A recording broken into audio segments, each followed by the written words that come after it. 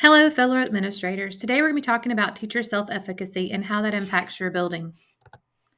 Bandura's theory, social cognitive theory, was based on personal, behavioral, and environmental factors. Personal being personal experience, personal successes and failures, behavior as in the pattern of what has worked for that individual, and environmental factors could be anybody, role models, people that are around them, and just the environment itself um, that influence the individual's behavior. Self efficacy is a part of that theory.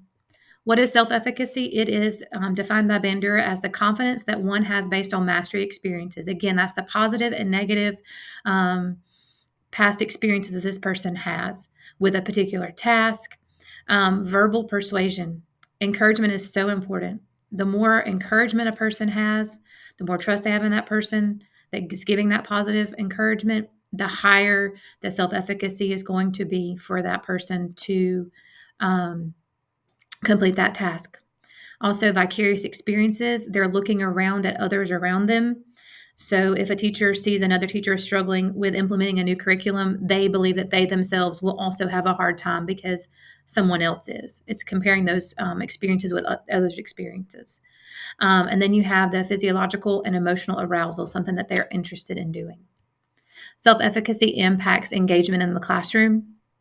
If a teacher's self efficacy is high, they're going to show that, and the students are going to be engaged in those lessons. Also, implementation. They're going to have confidence to implement those new strategies, those new skills that they have learned from professional development, or implement that curriculum. Tenure. Teachers who have high levels of self efficacy are going to have a longer tenure. They have more satisfaction in their job. Student achievement is also impacted by self efficacy. Many studies show that the higher the teacher self efficacy, the higher performance you get from the students in the classroom. Also, professional development. The person that has high self efficacy is going to be looking for new ways to do things in their classroom. They want to refine their practice. They're going to participate in professional development. And also, the staff culture in the building is impacted by self efficacy. Engagement. A teacher who has high self efficacy is going to have excitement about themselves whenever they're coming into the classrooms in the mornings.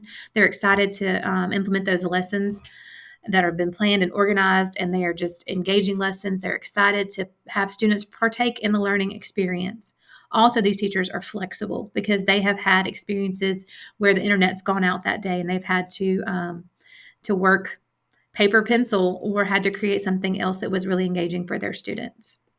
Implementation. For a teacher that has high self efficacy, they are going to try new things in their classroom. They are going to use the curriculum to fidelity, and they're also going to suggest some changes because of what they see in their curriculum and how it can be developed better. Also, the tenure. We talked about that. The classroom has flexibility. They have learned over the years that it doesn't have to necessarily be super regimented. They have good classroom management skills because they had that experience. And they have many different teaching strategies in their tool belt to be able to make sure that students are engaged. Student achievement in the classroom. Again, many studies show high teacher self efficacy, high confidence in that teacher. You're going to see the same thing from the students because they're modeling that for their students. Students are not afraid to make mistakes, and the culture in those classrooms are positive classrooms. Professional development side of things, they're trying new strategies again because they're going to that professional development. They are seeking out new ways to reach students. They are grouping students in all different types of ways, and they are looking at data to drive that instruction. How can we as administrators build this in our buildings? Mastery experiences. Again, personal successful experiences. Give them those opportunities. Provide opportunities for them to succeed in your building.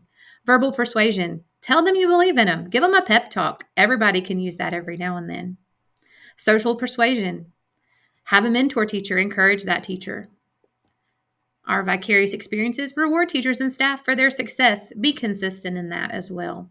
Emotional arousal. Try to create a culture that has minimal stress for those teachers. Also, teacher knowledge. Make sure you're providing the necessary things for them to be successful.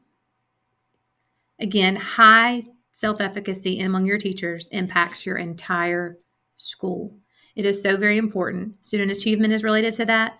Culture and staff morale is related to the impact that high self-efficacy can have amongst your teachers. It's basically a make it or break it. If it's high, your scores are going to be high. It's going to be a great year.